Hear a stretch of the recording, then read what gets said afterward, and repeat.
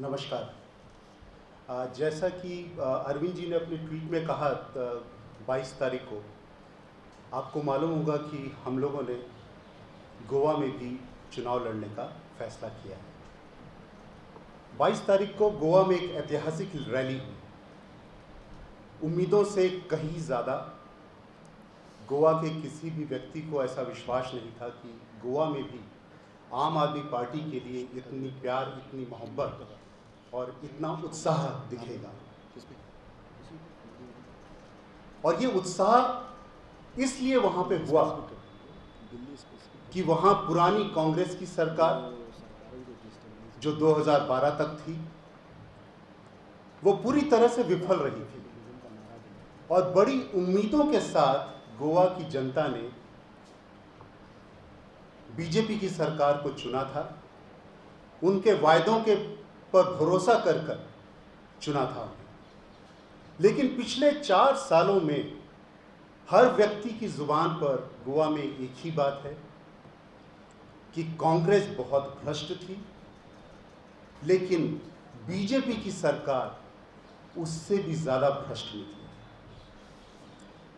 हर वायदे की वायदा खिलाफी हुई है। यहाँ तक कि आज वहाँ की जनता ये कहती है कि बीजेपी ने हमारे साथ धोखाधड़ी की है, हमारे साथ विश्वासघात किया है। तो जिस तरह से राष्ट्रीय स्तर पर बीजेपी की कार्यप्रणाली रही है, उसी तरह से हम कह सकते हैं कि राज्य के स्तर पे भी बिल्कुल उसी तरह से उनकी कार्यप्रणाली है। भ्रष्टाचार के नाम पर कोई भी रोक नहीं है। जैसा चल रहा था वैसा ही चलता चला जा रहा है।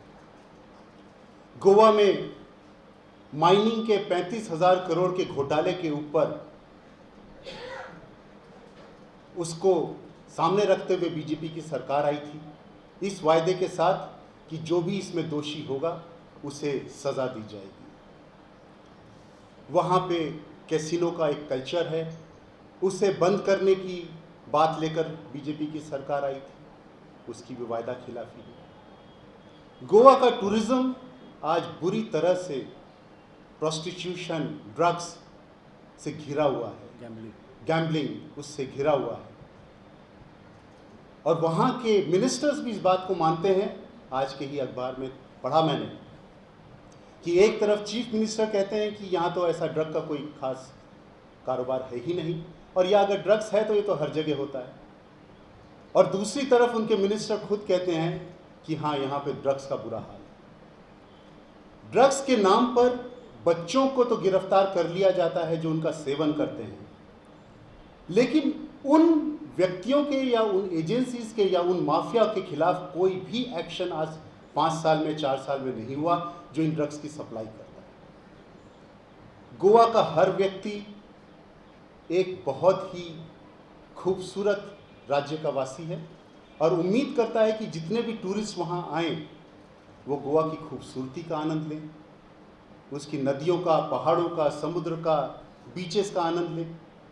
लेकिन आज गोवा एक बहुत ही गंदे स्तर से गुजर रहा है और हर व्यक्ति चाहता है कि उस स्तर से उसे हटा के एक उन्नत स्तर पे लाया जा सके।